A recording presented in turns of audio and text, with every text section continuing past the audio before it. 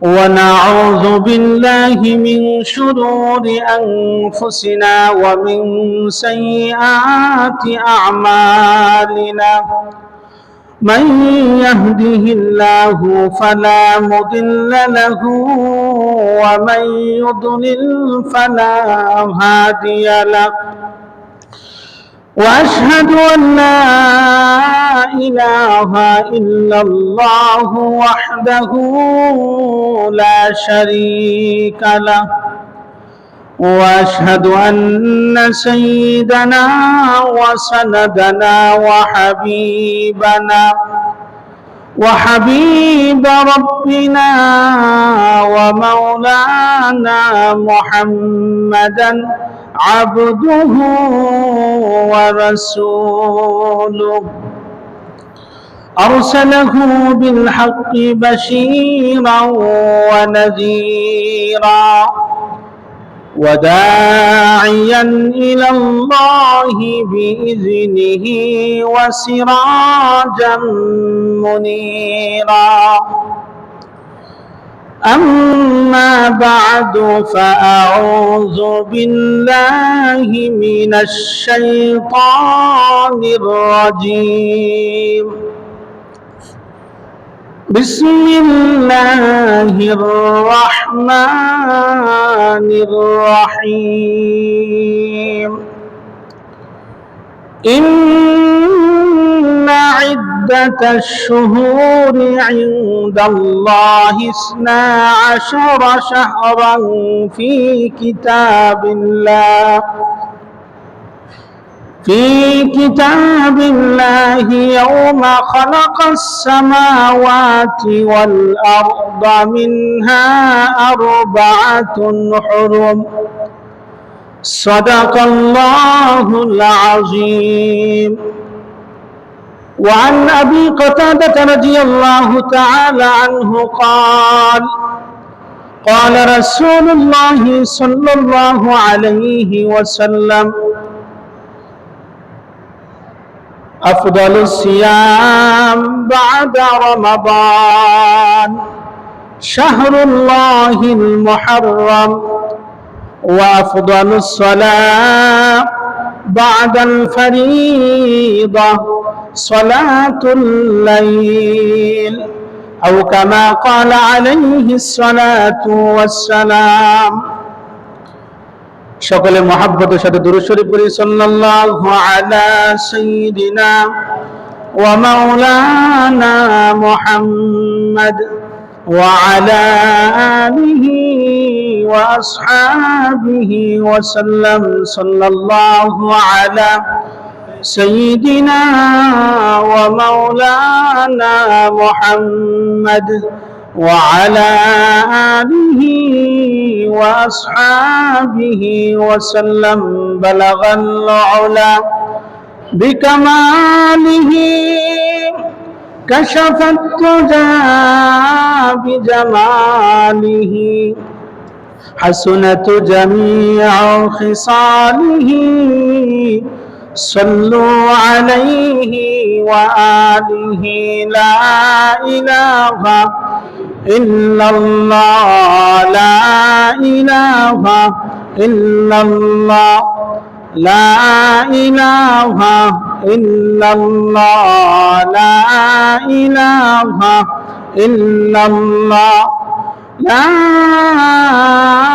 إله إلا الله محمد رسول الله সাল্লাল্লাহু আলাইহি ওয়াসাল্লাম। আলহামদুলিল্লাহ,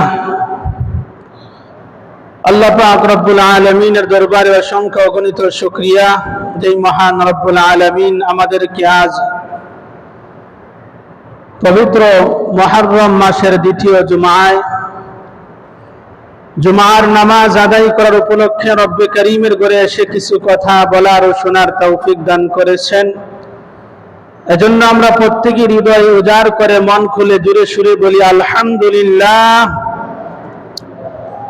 মুহতারাম হাজিরিন ইকরাম, আমি আপনাদের সামনে কোরআনুল কারীমের সূরাতুত তাওবা এই সূরার 36 নং আয়াতে কারিমা তেলাওয়াত করেছি।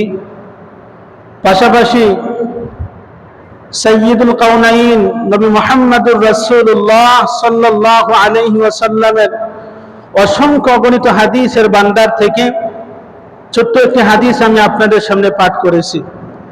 আল্লাহ পাক রব্বুল আলামিন যদি আমাকে তৌফিক দান করেন, এই আয়াত এবং হাদিসটিকে সামনে নিয়ে নির্ধারিত বিষয়ের উপর সংক্ষিপ্তভাবে আলোচনা করব। ওমা তৌফিকি ইল্লা বিল্লাহ। মুহতারাম হাজিরিন কিরাম, মুহররম মাস চলতেছে। অত্যন্ত গুরুত্বপূর্ণ একটি মাস, ফজিলতপূর্ণ একটি মাস। আজ মুহররম মাসের 10 তারিখ, 10ই মুহররম, আশুরা। আমরা অনেকেই রোজা রেখেছি। এই দিনের অনেক তাৎপর্যতা রয়েছে, এই মাসের অনেক গুরুত্ব রয়েছে। এই 10ই মুহররম আশুরাকে কেন্দ্র করে বিভিন্ন সমাজের মধ্যে কিছু বাড়াবাড়ি, ছাড়াছাড়ি, বেদাত, কুসংস্কার, বিশেষ করে শিয়া সম্প্রদায় যারা আছে,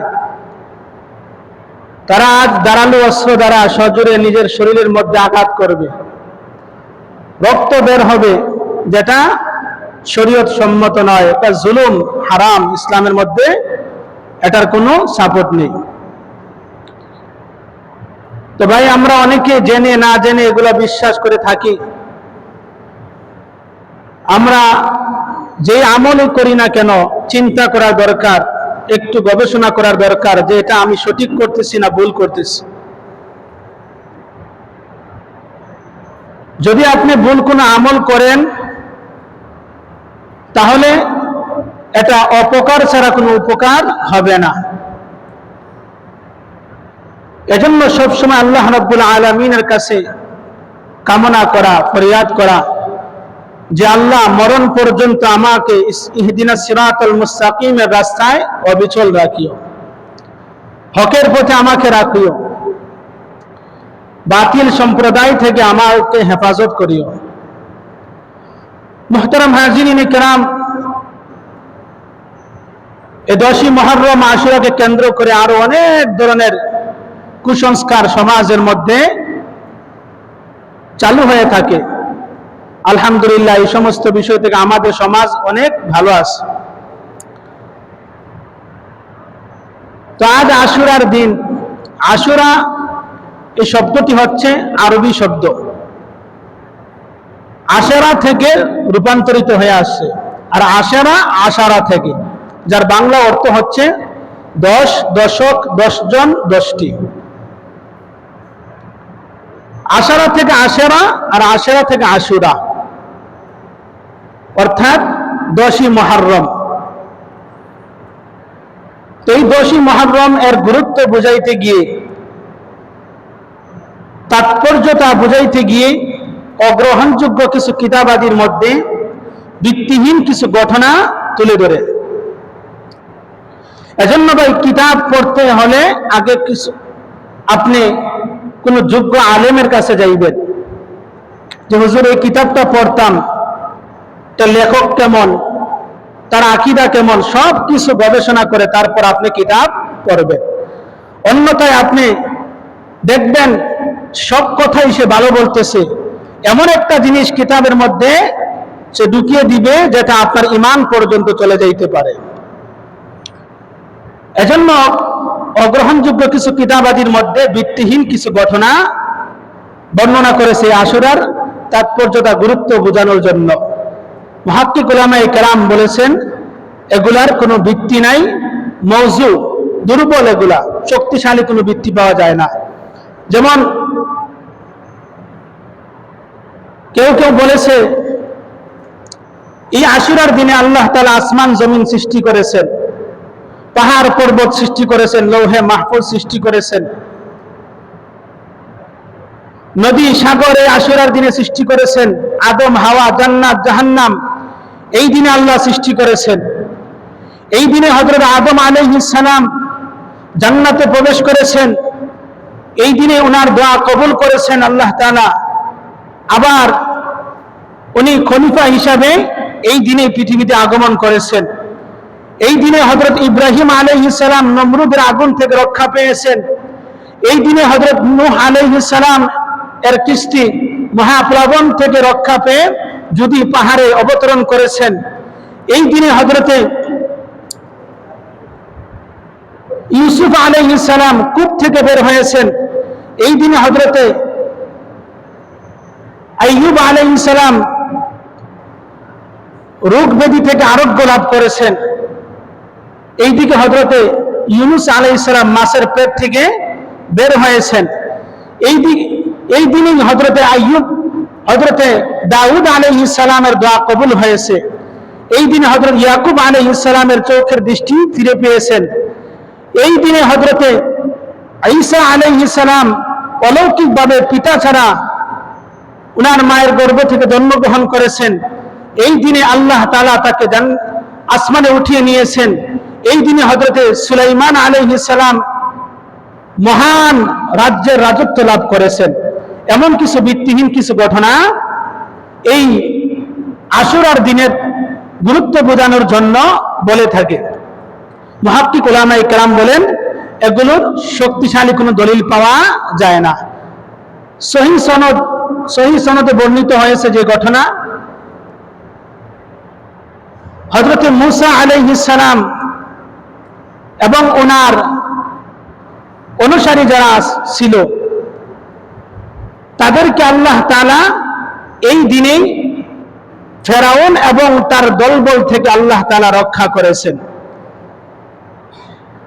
আবার এই দিনেই ফেরাউন এবং তার অনুসারীদেরকে পানিতে ডুবিয়ে আল্লাহ তাআলা তাদেরকে চিরতরে বিদায় করেছেন।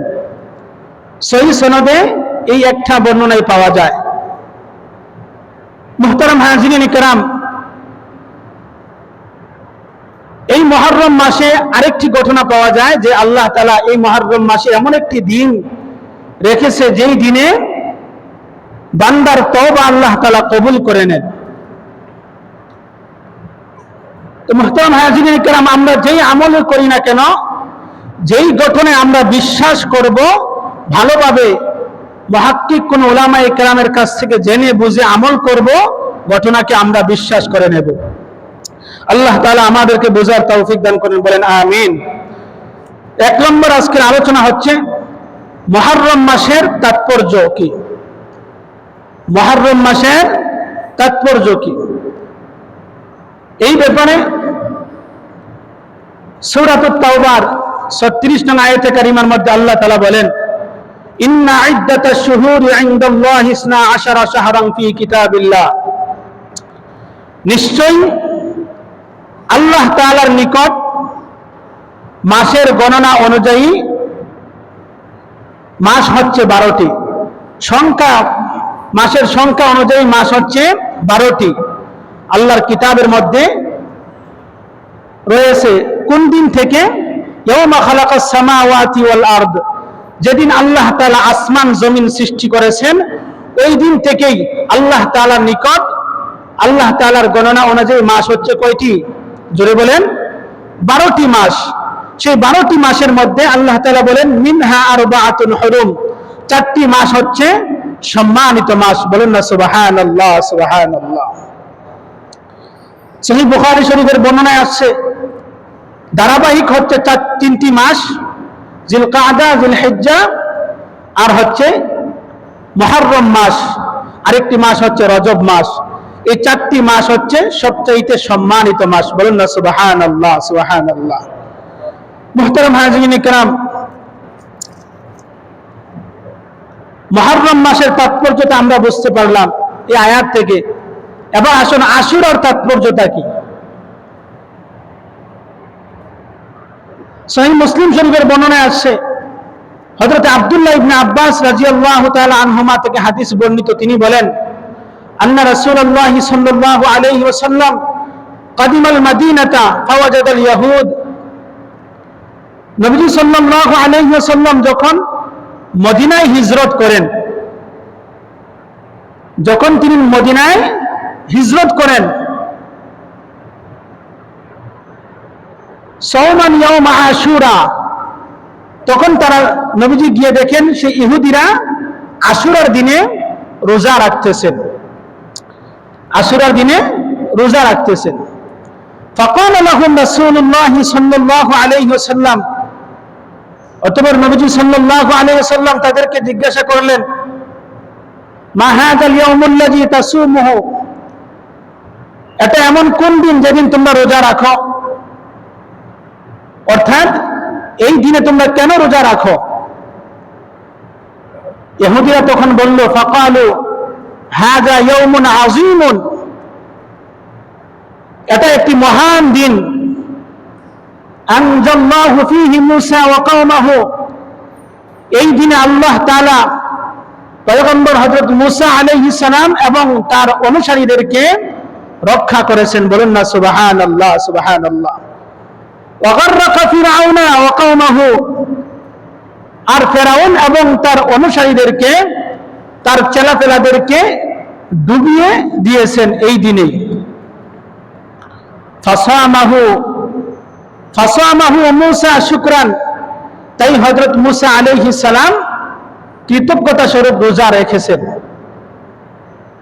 ফানাহনু নাসুমুহু, তাই আমরাও সেই রোজা রাখি, তাই আমরাও কি ভাই সেই রোজা রাখি। কার বক্তব্য? ইহুদিরা এই বক্তব্য দিতেছেন, কৃতজ্ঞতা স্বরূপ মূসা নবী রোজা রেখেছেন, তাই আমরাও রোজা রেখেছি।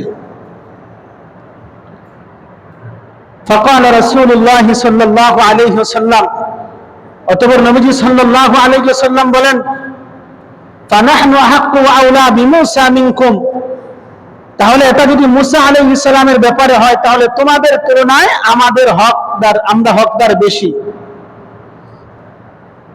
ফাসামাহু রাসূলুল্লাহ সাল্লাল্লাহু আলাইহি ওয়াসাল্লাম ওয়া আমারা বিসিয়ামিহি, অতঃপর নবীজি সাল্লাল্লাহু আলাইহি ওয়াসাল্লাম নিজেও রোজা রেখেছেন এবং রোজা রাখার জন্য নির্দেশও দিয়েছেন অন্যদেরকে। তো ভাই, আগের আয়াত থেকে আমরা মুহররম মাসের তাৎপর্যতা বুঝতে পারলাম, আর এই হাদিস থেকে আশুরার তাৎপর্যতা বোঝা যায়। এই রোজা নবীজি সাল্লাল্লাহু আলাইহি সাল্লাম কখনো ছাড়তেন না। এই 10ই মুহররম আশুরার রোজা, আসলে এই আলোচনাটা গত জুমায় হওয়ার দরকার ছিল, আমারও জেহেনে নাই আর আলোচনা করতে পারি নাই। এরপর অনেক ভাই বোন ফোন দিয়ে বা সরাসরি জিজ্ঞাসা করছে, আমি যতটুকু পারছি বলে দিচ্ছি। তো আমরা অনেকে আজকে রোজা রেখেছি, আলহামদুলিল্লাহ। তো মুহতারাম হাজিরিন কেরাম, এই যে আশুরার রোজা, যদিও এটা নফল, কিন্তু নবীজি সাল্লাল্লাহু আলাইহি ওয়াসাল্লাম কখনো ছাড়তেন না। হযরত ওমর ইবনুল খাত্তাব রাদিয়াল্লাহু তাআলা আনহু, ওনার কন্যা নবীজি সাল্লাল্লাহু আলাইহি ওয়াসাল্লামের স্ত্রী হযরত হাফসা রাদিয়াল্লাহু তাআলা আনহা, নাসাই শরীফের বর্ণনায় আছে যে আম্মাজান হাফসা রাদিয়াল্লাহু তাআলা আনহা বলেন, আরবাউন লাম ইয়াকুন ইয়াদাহুন্না নবী সাল্লাল্লাহু আলাইহি ওয়াসাল্লাম, এমন 4টি কাজ যা নবীজি জীবনে কখনো ছাড়তেন না। সুবহানাল্লাহ পড়বেন না? এমন 4টি কাজ যা নবীজি সাল্লাল্লাহু আলাইহি ওয়াসাল্লাম জীবনে কখনো ছাড়তেন না।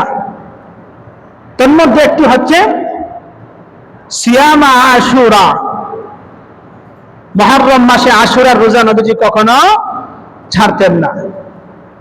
ওয়াল আশারা, জিলহজ মাসের প্রথম দশকের রোজা, অর্থাৎ 1 থেকে 9টি রোজা, এই প্রথম দশকের মধ্যে যে 1 থেকে 9টি রোজা, এই 9টি রোজা নবীজি সাল্লাল্লাহু আলাইহি ওয়াসাল্লাম কখনো ছাড়তেন না। 3 নম্বর, ও সালাসাতি আইয়ামিন মিন কুল্লি শাহরিন, প্রত্যেক মাসে নবীজি সাল্লাল্লাহু আলাইহি ওয়াসাল্লাম 3টি রোজা কখনো ছাড়তেন না। যে 3টি রোজাকে আইয়ামে বীজ বলা হয়, অর্থাৎ চন্দ্র মাসের হিসাবে 13, 14, 15, প্রত্যেক চন্দ্র মাসের হিসাবে 13, 14, 15, এই 3টি রোজা নবীজি সাল্লাল্লাহু আলাইহি ওয়াসাল্লাম কখনো ছাড়তেন না। 4 নম্বর, ওয়া রাকাতাইনি ক্বাবলা সালাতিল গাদা, ফজরের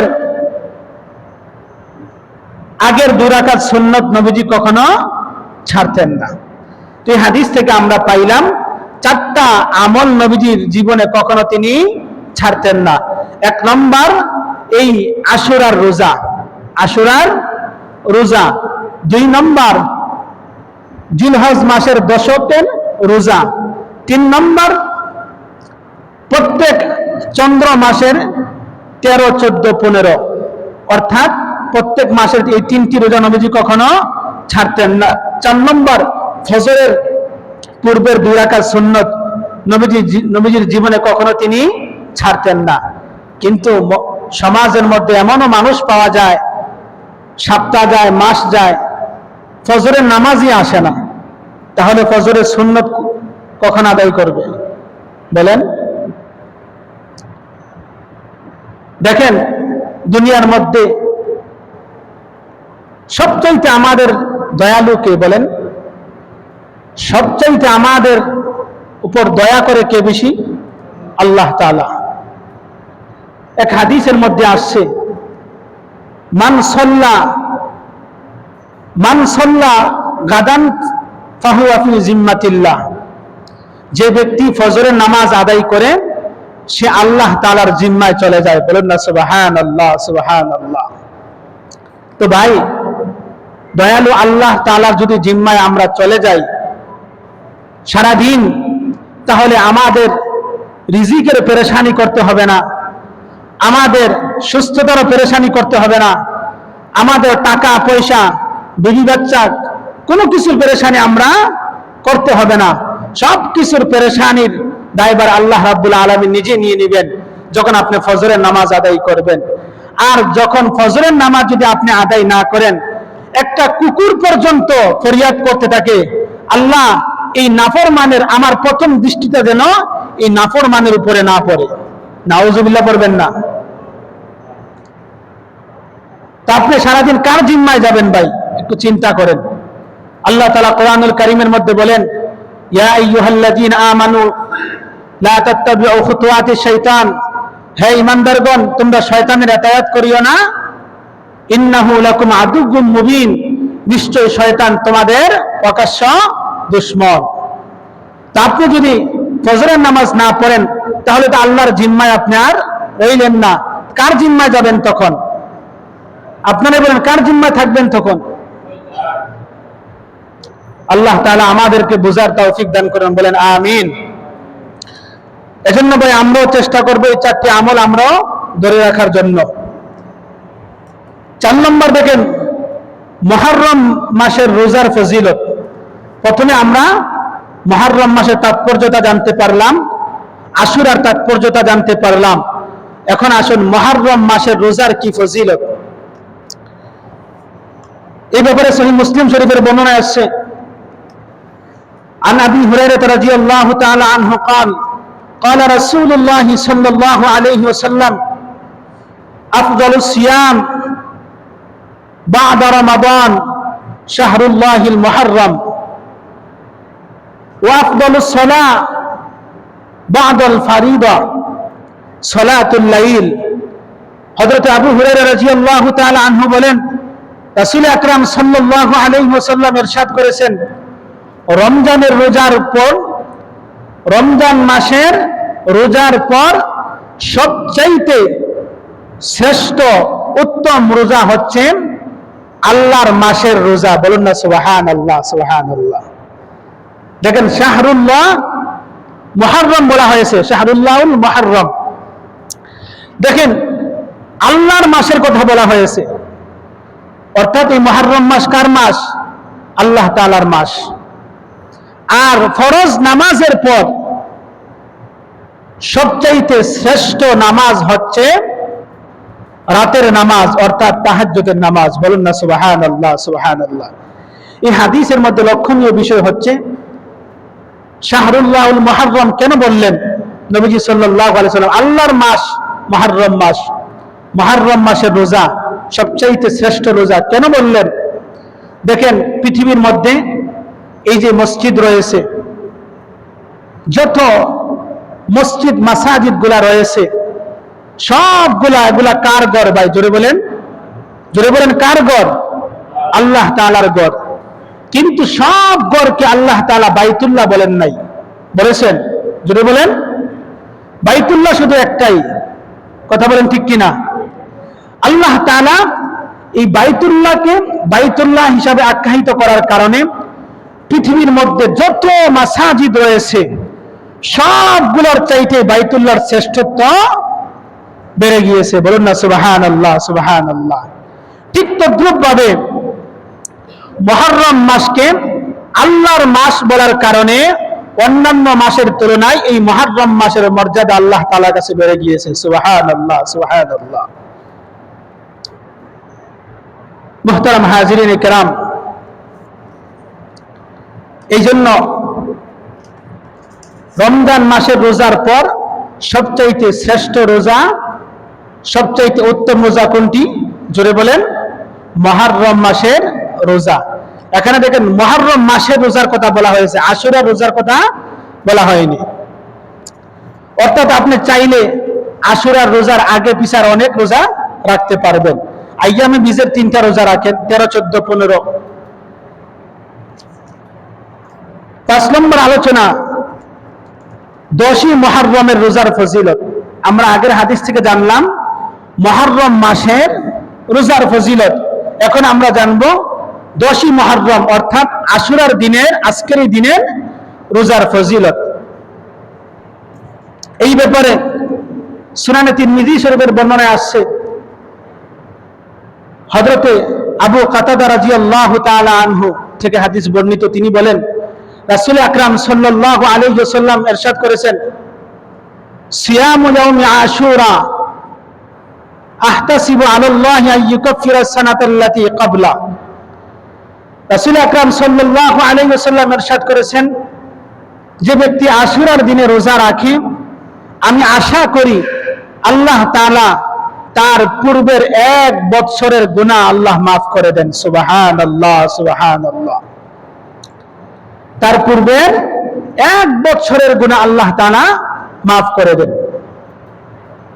আগের হাদিস থেকে আমরা জানলাম রমজান মাসের রোজার পর সবচেয়ে শ্রেষ্ঠ রোজা হচ্ছে মুহররম মাসের রোজা।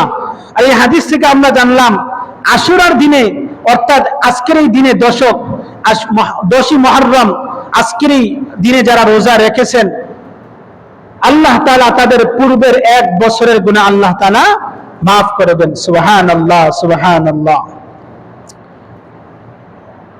6 নম্বর আলোচনা হচ্ছে আমাদের এই 10ই মুহররম আমাদের করণীয় কি? আমাদের করণীয় কি? আমার সঙ্গে সকলে বলেন, নবীজি সাল্লাল্লাহু আলাইহি ওয়াসাল্লাম বলেন, নবীজি সাল্লাল্লাহু আলাইহি ওয়াসাল্লাম এই আশুরার দিনে যা করেছেন আমরাও তা করব। দেখেন এই আশুরার দিনে আপনার আবু দাউদ শরীফের এক হাদিসের বর্ণনায় আসছে, এক সাহাবী নবীজি সাল্লাল্লাহু আলাইহি ওয়াসাল্লামের কাছে এসে বললেন, ইয়া রাসূলুল্লাহ, রমজান মাসের পর আপনি আমাকে আর কোন মাসে রোজা রাখার নির্দেশ দিবেন? রাসূল আকরাম সাল্লাল্লাহু আলাইহি ওয়াসাল্লাম বললেন, তুমি যদি রমজান মাসের বাহিরে অন্য কোন মাসে রোজা রাখতে চাও তাহলে মুহররম মাসে রোজা রাখো। বলুন না সুবহানাল্লাহ, সুবহানাল্লাহ। অর্থাৎ এই মাসটি হচ্ছে আল্লাহ তাআলার মাস। আর এই মাসে এমন একটি দিন রয়েছে যেই দিনে আল্লাহ তাআলা অনেক মানুষের তওবা কবুল করেছেন এবং ভবিষ্যতেও কবুল করবেন। বলুন না সুবহানাল্লাহ, সুবহানাল্লাহ। অনেকের তওবা এই দিনে কবুল করেছেন, ভবিষ্যতেও তাদের তওবা কবুল করবেন। এই হাদিস থেকে বোঝা যায় যে এই দিনটা বেশি সম্ভব সেই 10ই মুহররম আশুরার দিন, আজকের এই দিনই। বলুন না সুবহানাল্লাহ। তো আমরা ভাই এই দিনে বেশি বেশি তওবা করব, পারবো তো ইনশাআল্লাহ? তো হাদিস থেকে আমরা পাইলাম যে আশুরার দিনে বা এই মুহররম মাসে বেশি বেশি তওবা করা একটা আমল পাইলাম। 2 নম্বর সহিহ বুখারী শরীফের বর্ণনায় আসছে, হযরত আব্দুল্লাহ ইবনে আব্বাস রাদিয়াল্লাহু তাআলা আনহুমা থেকে হাদিস বর্ণিত, তিনি বলেন, আমি নবীজি সাল্লাল্লাহু আলাইহি ওয়াসাল্লামকে দেখেছি দিন সমূহের মধ্যে নবীজি একটা দিনকেই সবচাইতে বেশি গুরুত্ব দিয়েছেন, আর মাস সমূহের মধ্যে নবীজি সাল্লাল্লাহু আলাইহি ওয়াসাল্লামকে একটি মাসকে বেশি গুরুত্ব দিতে আমি দেখেছি। বলেন না সুবহানাল্লাহ, সুবহানাল্লাহ। আব্দুল্লাহ ইবনে আব্বাস রাদিয়াল্লাহু তাআলা আনহুমা তিনি বলেন, দিন সমূহের মধ্যে যেই দিনকে নবীজি সাল্লাল্লাহু আলাইহি ওয়াসাল্লাম বেশি গুরুত্ব দিতেন ওই দিন হচ্ছে আশুরার দিন, আজকের এই দিন। সুবহানাল্লাহ, সুবহানাল্লাহ। আর মাসের মধ্যে সবচেয়ে বেশি গুরুত্ব যেই মাসকে নবীজি সাল্লাল্লাহু আলাইহি ওয়াসাল্লাম দিতে আমি দেখেছি সেই মাস হচ্ছে রমজান মাস। বলেন না সুবহানাল্লাহ, সুবহানাল্লাহ। তো ভাই, এই দিন সারাদিন তওবা করবেন। তওবা শুধু আজকের দিনে করবেন তা নয়, সারা বছরই আমরা তওবা করব। বিশেষ করে মুহররম মাসে বেশি বেশি তওবা করব, আশুরার দিনে আমরা বেশি বেশি তওবা করব, রোজা অবস্থায় থাকব। পারবো তো ইনশাআল্লাহ? আল্লাহ তাআলা আমাদেরকে আমল করার তৌফিক দান করুন, বলেন আমিন। এবার আসুন 7 নম্বর, রোজা কয়টা? অনেকে গতকালকে রোজা রেখেছেন, আজকেও রেখেছেন, গতকালকেও, অর্থাৎ 9 মুহররম রেখেছেন, 10ই মুহররমও রেখেছেন। আবার অনেকে গতকালকে রাখতে পারেন নাই। যারা গতকালকে রাখতে পারেন নাই তারা আগামীকালকেও, আজকে যারা রেখেছেন আগামীকালকে আরেকটা রাখবেন। এই ব্যাপারে আবু দাউদ শরীফের বর্ণনা আছে, হযরত ইবনে আব্বাস রাদিয়াল্লাহু তাআলা আনহুমা, দেখেন নবীজি সাল্লাল্লাহু আলাইহি সাল্লাম মুহররম মাসের 10 তারিখে যে রোজা রেখেছেন কোনো সন্দেহ নাই। অনেক হাদিস দ্বারা তা প্রমাণিত রয়েছে। মুহররম মাসের 10 তারিখ আজকের দিনে যে রোজা রেখেছেন। হযরত আব্দুল্লাহ ইবনে আব্বাস রাদিয়াল্লাহু তাআলা আনহুমা তিনি বলেন, রাসূল আকরাম সাল্লাল্লাহু আলাইহি ওয়াসাল্লাম এই আশুরার দিনে রোজা রাখতেন, আর সাহাবায়ে কেরামদেরকে রোজা রাখার নির্দেশ দিতেন। সাহাবায়ে কেরাম আরজ করলেন, ইয়া রাসূলুল্লাহ, এই আশুরার এই দিনকে ইহুদি আর খ্রিস্টানরা তারা বেশি তাজিম করে, তারা এই দিনকে তারা বেশি মহব্বত করে। তখন রাসূল আকরাম সাল্লাল্লাহু আলাইহি ওয়াসাল্লাম বললেন, আগামী বছর যদি বেঁচে থাকে ইনশাআল্লাহ 9 মুহররমের রোজাও রাখবো ইনশাআল্লাহ। এই হাদিসে রাওয়ী বলেন, হাত্তা তুওয়াফিয়ান নবী সাল্লাল্লাহু আলাইহি ওয়াসাল্লাম, আগামী বছর আসার আগেই নবীজি সাল্লাল্লাহু আলাইহি সাল্লাম এর ওফাত হয়ে গিয়েছে। তো ভাই, নবীজি যেটাকে ইচ্ছা পোষণ করেছেন এটাও আমাদের জন্য কি হাদিস, এটাও আমাদের জন্য কি ভাই হাদিস। তো নবীজি সাল্লাল্লাহু আলাইহি ওয়াসাল্লাম যে আপনার 10ই মুহররম রোজা রেখেছেন কোনো সন্দেহ নাই, ইচ্ছা পোষণ করেছেন আগামী বছর 9ই মুহররমে রোজা রাখার জন্য। তো মূল রোজা হচ্ছে 10ই মুহররম, আর ইহুদিদের বিরোধিতা করার জন্য 9ই জিলহজ আর 9ই মুহররম আর 10ই মুহররম, এই 2টা রোজা রাখা। এখন কেউ যদি 9ই মুহররমের রোজা যদি রাখতে না পারেন তাহলে 10ই মুহররমের রোজা রাখবেন, আর ইহুদিদের বিরোধিতা করার জন্য 11ই মুহররমের রোজা রাখবেন। আশা করি বুঝাইতে পারছি। 8 নম্বর দেখেন, আশুরার রোজা রাখা কি? এটা ফরজ না, ওয়াজিবও নয়, সুন্নতে মুআক্কাদাও নয়, এটা হচ্ছে মুস্তাহাব বা নফল। মুস্তাহাব বা নফল। জাহিলিয়াতের যুগে আম্মাদান আয়েশা সিদ্দিকা রাদিয়াল্লাহু তাআলা আনহা বলেন, জাহিলিয়াতের যুগে তারা এই আশুরার রোজা রাখতেন। যখন ইসলাম আসলো, ইসলাম আসার পর মান শাআ সামাহু ওয়া মান শাআ তারাকাহু, কারো ইচ্ছা হলে রাখতো আর কারো ইচ্ছা হলে তারা রাখতেন না। অর্থাৎ রমজানের রোজা ফরজ হওয়ার পর এই রোজা নবীজি বলেন কারো ইচ্ছা হলে রাখো, কারো ইচ্ছা হলে রাখিও না। তো এটা কি ভাই নফল, এটা কোনো ওয়াজিবও নয়, সুন্নতে মুআক্কাদাও নয়, ফরজও নয়, তবে এটার অনেক গুরুত্ব ফজিলত রয়েছে। এই রোজা নবীজি সাল্লাল্লাহু আলাইহি সাল্লাম কখনো কি করতেন না, ছাড়তেন না। দেখেন আমাদের দেশে এই মুহররম মাস আসলে ভাই নবীজির 2 নাতির প্রতি আমরা ভালোবাসা মহব্বত দেখাইয়া আমরা ধারালো অস্ত্র দ্বারা, অনেকে শিয়া সম্প্রদায় যারা আছে তারা হাসান হোসাইন করে নিজের শরীরের মধ্যে এই অস্ত্র দ্বারা আঘাত করে রক্ত বের হয়, এটা কি ভাই বলেন জুলুম কি না? জুড়ে বলেন, এটা জুলুম কিনা ভাই? এটা হারাম। এর দ্বারা যদি হযরত হাসান হুসাইন রাদিয়াল্লাহু তাআলা আনহুমা তারা যদি বেঁচে থাকতেন, তাহলে তাদের কি যে করলেন হলে এটা আল্লাহ তাআলা একমাত্র ভালো জানেন। আল্লাহ রাসূল সাল্লাল্লাহু আলাইহি সাল্লামের ইন্তেকালের 61 বছর পর হযরত হুসাইন রাদিয়াল্লাহু তাআলা আনহু শহীদ হয়েছে। 61 বছর পর। দেখেন, যারা এই সমস্ত প্রেম ভালোবাসা দেখান, নবী সাল্লাল্লাহু আলাইহি ওয়াসাল্লামের দুই নাতির প্রতি শুধু প্রেম ভালোবাসা, তাদেরকে যদি জিজ্ঞাসা করেন নবীজির মেয়ে কয়জন আছে, নাতি নাতনি কতজন আছে, তারা বলতে পারবেন না, বলতে পারবে না।